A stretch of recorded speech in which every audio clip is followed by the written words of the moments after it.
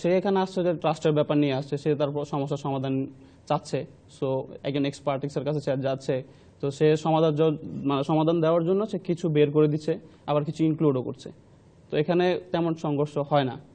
আচ্ছা, বরং সে হ্যাপি থাকে। এটা খুবই ভালো। তাহলে আমি রুকাইয়া ইয়াসমিন মনির কাছে যেতে চাই। আমরা অন্যান্য মার্কেটিং সেক্টরে যেটা দেখি, আমরা অ্যাড এজেন্সির কথা ধরি।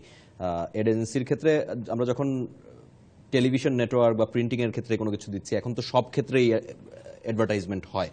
তো সেই সব ক্ষেত্রে আমরা দেখে থাকি যে অনেক যারা ক্লায়েন্ট আছেন তারা নিজেদের কোম্পানির নামের প্রসার চান বা প্রোডাক্টের নামের প্রসার চান, সেটাই তো আসলে মূল উদ্দেশ্য। কিন্তু সেই ক্ষেত্রে আপনাদের আসলে, আমি যতদূর জানি যে আপনাদের এক ধরনের আইডিয়া থাকে যে একটা গল্প বলবো আমি, যে গল্পটা আসলে মানুষের মনের মধ্যে থাকবে এবং সেই গল্পটার কারণেই এই প্রোডাক্টটা সেল হবে। কিন্তু অনেক ক্ষেত্রে হয়তো যারা ক্লায়েন্ট তারা মনে করেন যে না, প্রোডাক্টটার চেয়ে আমি যদি অনেক বড় করে আমার কোম্পানিটার নাম লিখে দিই, সেটাই হয়তো আমার প্রচারটা সবচেয়ে বেশি হবে। তো আমি এই ধরনের আইডিয়ার কনফ্লিক্টের কথা বলছিলাম। এটা আসলে গ্রাফিক্স ডিজাইনার যারা আছেন তারা কিভাবে সলভ করতে পারেন সেটার কথা। গ্রাফিক ডিজাইনাররা অ্যাকচুয়ালি যেটা করতে পারে যে তারা গ্রাফিক্স রিলেটেড তাদের ভালো ভালো হেল্পফুল কিছু ইনফরমেশন তারা বিভিন্নখানে পাবলিশ করতে পারে, যেটার মাধ্যমে সে ইনফরমেশনটা পড়বে, ডিজাইনারকে দেখবে, ইনফরমেশনটা পড়ে যখন উপকৃত হবে তখন সে অবশ্যই দেখবে যে এটা লিখলো কে। তখন যদি সে একজন গ্রাফিক ডিজাইনার হয় তখন তাকে চেক করবে এবং নিশ্চয়ই এ ভালো কাজ জানে, তখন তাকে ওভাবে নক করবে। এবং যারা এইভাবে ফ্রিল্যান্সাররা কাজ করছে তারা তাদের কেরিয়ারটা শুধু ফ্রিল্যান্সার আমি আপওয়ার্কে করছি বা ফ্রিল্যান্সারে করছি যে এটাই আমাকে কাজ এনে দিবে বিষয় না। তাকে অবশ্যই তার নিজস্ব কিছু পোর্টফোলিও শো করতে হবে, তার একটা আলাদা কিছু তার কাজগুলোকে সে আলাদা একটা পোর্টফোলিও সাইটে সে পাবলিশ করে রেখে দিতে পারে, রেফারেন্স করতে পারে।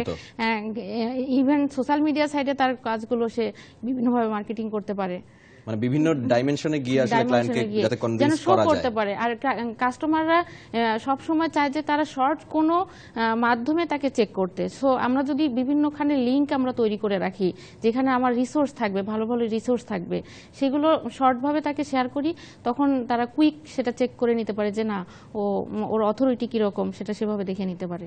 ওকে, আমরা এই বিষয়ে আরো আলোচনা করব, তবে তার আগে একটা ছোট্ট বিরতি নিয়ে ফিরছি।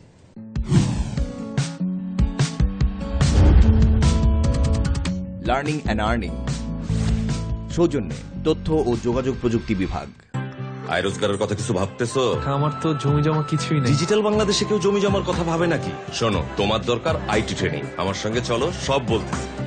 এটা হচ্ছে learning and earning development project. এখানে আইটি ট্রেনিং নিয়ে ফ্রিল্যান্সার হয়ে তুমি ঘরে বসে অনেক টাকা ইনকাম করতে পারবে। বর্তমানে দেশে 6 লাখেরও বেশি আইটি ফ্রিল্যান্সার আছে। সরকারের লক্ষ্য 2021 সালের মধ্যে আইটি খাতে 20 লাখ লোকের কর্মসংস্থানের ব্যবস্থা করা এবং $500 কোটি আয় করা। তাই আইসিটি ডিভিশনের তত্ত্বাবধানে দেশের 64টি জেলায় অতি দ্রুত শুরু হচ্ছে লার্নিং অ্যান্ড আর্নিং প্রশিক্ষণ কার্যক্রম। আপনার নিকটস্থ সেন্টার থেকে লার্নিং অ্যান্ড আর্নিং ডেভেলপমেন্ট প্রকল্পের ট্রেনিং নিয়ে আপনিও সহজেই টাকা আয় করতে পারেন। আজ যদি তোর মা বেঁচে থাকতো, এই মেহেন্দি তোর মায়েরও পছন্দ ছিল। কোটি মানুষের পছন্দ মমতাজ নাম্বার 1 গোল্ড মেহেন্দি, রঙের এক নতুন রাজ্য। টাকা যেমন ময়লা, আপনার পোশাকও তো ময়লা, আর সেই ময়লা ঢুকেছে আপনার মনে। আপনার চাই রেওয়াশ।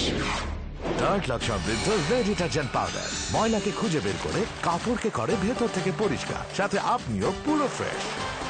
যান, টাকাটা নিয়ে দেশটাকে পরিষ্কার করুন। রেড ডিটারজেন্ট পাউডার, ভেতর থেকে পরিষ্কার।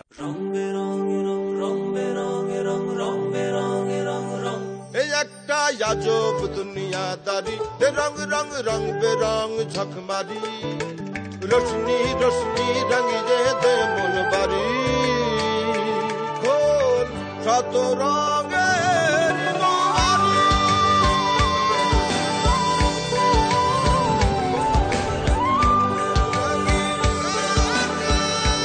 যমুনা স্মার্ট এলইডি টিভি, যা আপনাকে নিয়ে যায় সময়ের এক নতুন অভিজ্ঞতায়।